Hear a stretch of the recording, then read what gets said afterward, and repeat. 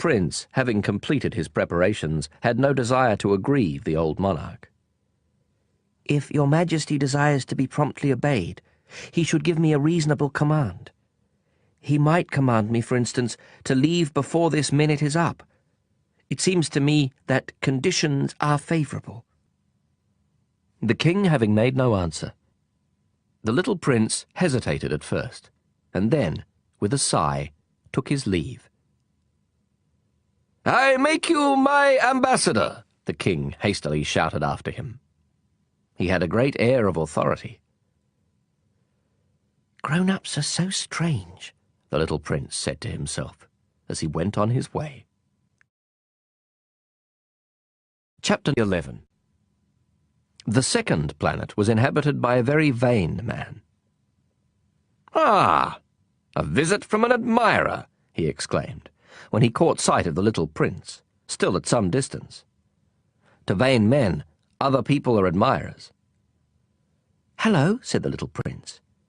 "That's a funny hat you're wearing." "It's for answering acclamations," the very vain man replied. "Unfortunately, no one ever comes this way." "Is that so?" said the little prince, who did not understand what the vain man was talking about. "Clap your hands," directed the man. The little prince clapped his hands, and the vain man tipped his hat in modest acknowledgement. "This is more entertaining than the visit to the king," the little prince said to himself, and he continued clapping. The very vain man continued tipping his hat in acknowledgement. After 5 minutes of this exercise, the little prince tired of the game's monotony. "And what would make the hat fall off?" he asked. But the vain man did not hear him. Vain men never hear anything but praise. "Do you really admire me a great deal?" he asked the little prince. "What does that mean, admire?" "To admire means to acknowledge that I am the handsomest, the best dressed, the richest, and the most intelligent man on the planet." "But you're the only man on your planet." "Do me this favour. Admire me all the same." "I admire you," said the little prince, with a little shrug of his shoulders. "But what is there about my admiration that interests you so much?" And the little prince went on his way. "Grown-ups are certainly very strange," he said to himself, as he continued on his journey. Chapter 12. The next planet was inhabited by a drunkard. This visit was a very brief one, but it plunged the little prince into a deep depression. "What are you doing there?" he asked the drunkard, whom he found sunk in silence before a collection of empty bottles and a collection of full ones. "Drinking," replied the drunkard, with a gloomy expression. "Why are you drinking?" the little prince asked. "To forget," replied the drunkard. "To forget what?" inquired the little prince, who was already feeling sorry for him. "To forget that I'm ashamed," confessed the drunkard, hanging his head. "What are you ashamed of?" inquired the little prince, who wanted to help. "Of drinking," concluded the drunkard, withdrawing into silence for good. And the little prince went on his way, puzzled. "Grown-ups are certainly very, very strange," he said to himself, as he continued on his journey. Chapter 13. The fourth planet belonged to a businessman. This person was so busy that he didn't even raise his head when the little prince arrived. "Hello," said the little prince. "Your cigarette's gone out." 3 and 2 make 5, 5 and 7, 12, 12 and 3, 15. Hello, 15 and 7, 22, 22 and 6, 28. No time to light it again. 26 and 5, 31. Phew, that amounts to 501,622,731. 500 million what? Hmm? You're still there. 501 million... I don't remember. I have so much work to do. I'm a serious man. I can't be bothered with trifles. 2 and 5, 7... 501 million what? Repeated the little prince, who had never in his life let go of a question once he had asked it. The businessman raised his head. For the 54 years I've inhabited this planet, I've been interrupted only 3 times. The first time was 22 years ago, when I was interrupted by a beetle that had fallen onto my desk from God knows where. It made a terrible noise, and I made 4 mistakes in my calculations. The second time was 11 years ago, when I was interrupted by a fit of rheumatism. I don't get enough exercise. I haven't time to take strolls. I'm a serious person. The third time is right now. Where was I? 501 million... Million what?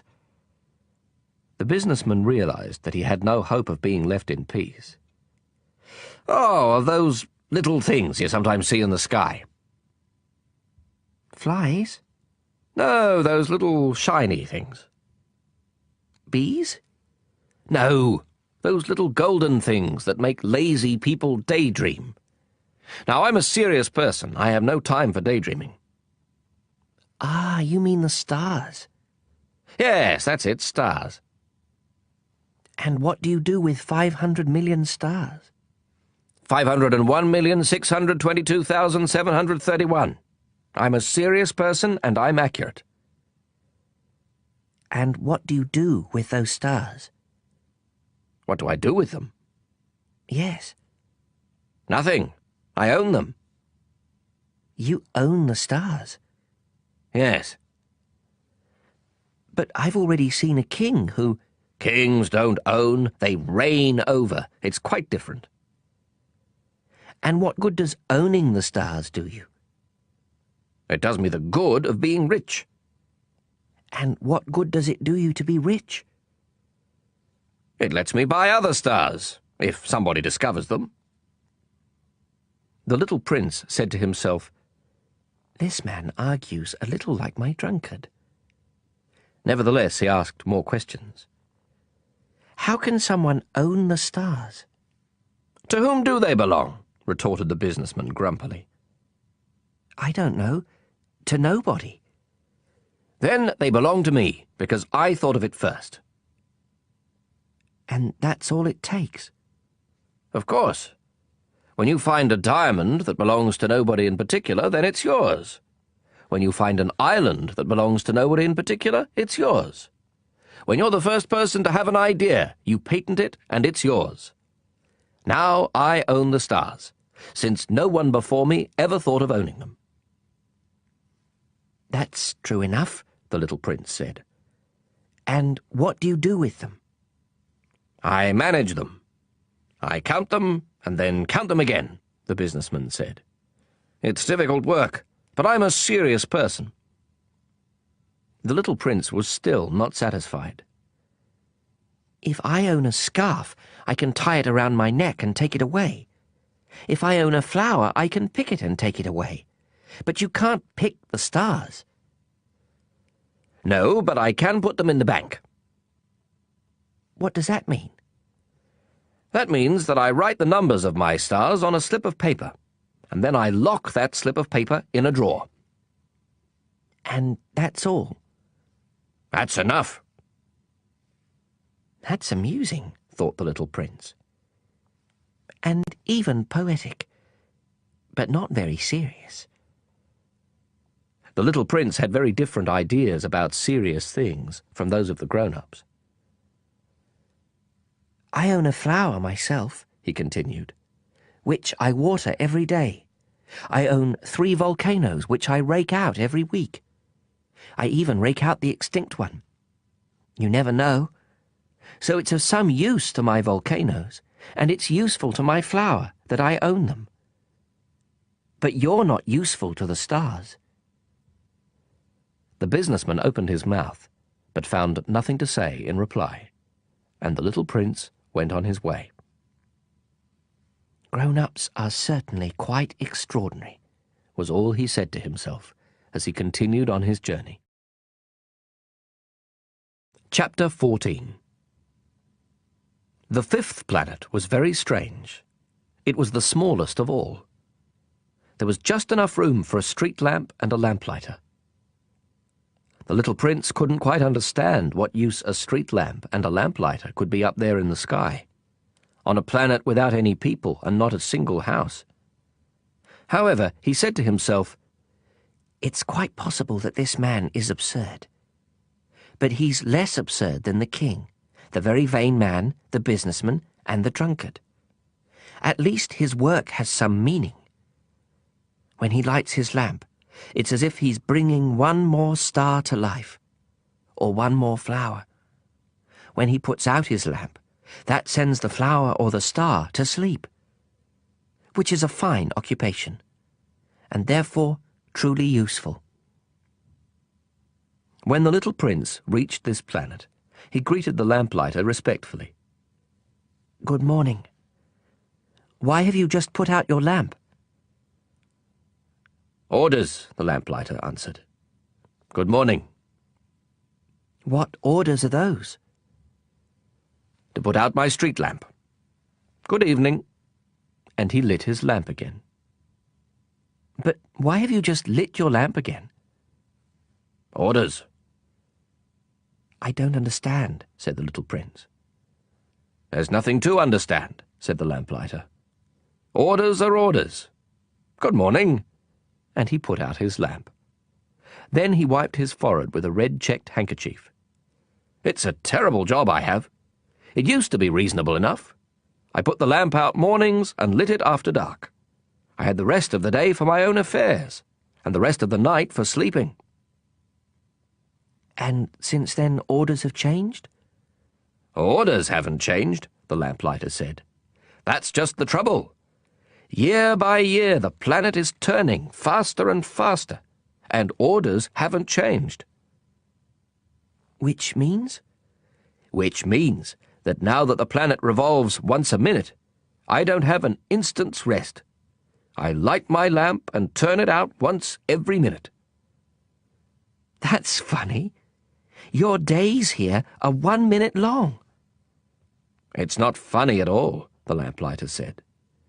"You and I have already been talking to each other for a month." "A month?" "Yes, 30 minutes. 30 days. Good evening." And he lit his lamp. The little prince watched him, growing fonder and fonder of this lamplighter, who was so faithful to orders. He remembered certain sunsets that he himself used to follow in other days, merely by shifting his chair. He wanted to help his friend. "You know, I can show you a way to take a rest whenever you want to." "I always want to rest," the lamplighter said, "for it is possible to be faithful and lazy at the same time." The little prince continued. "Your planet is so small that you can walk around it in 3 strides.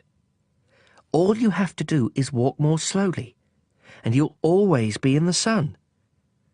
When you want to take a rest, just walk, and the day will last as long as you want it to." "What good does that do me?" the lamplighter said, "when the one thing in life I want to do is sleep?" "Then you're out of luck," said the little prince. "I am," said the lamplighter. "Good morning." And he put out his lamp. "Now that man," the little prince said to himself as he continued on his journey, "that man would be despised by all the others, by the king, by the very vain man, by the drunkard, by the businessman. Yet he's the only one who doesn't strike me as ridiculous. Perhaps it's because he's thinking of something besides himself." He heaved a sigh of regret and said to himself again, "That man is the only one I might have made my friend. But his planet is really too small.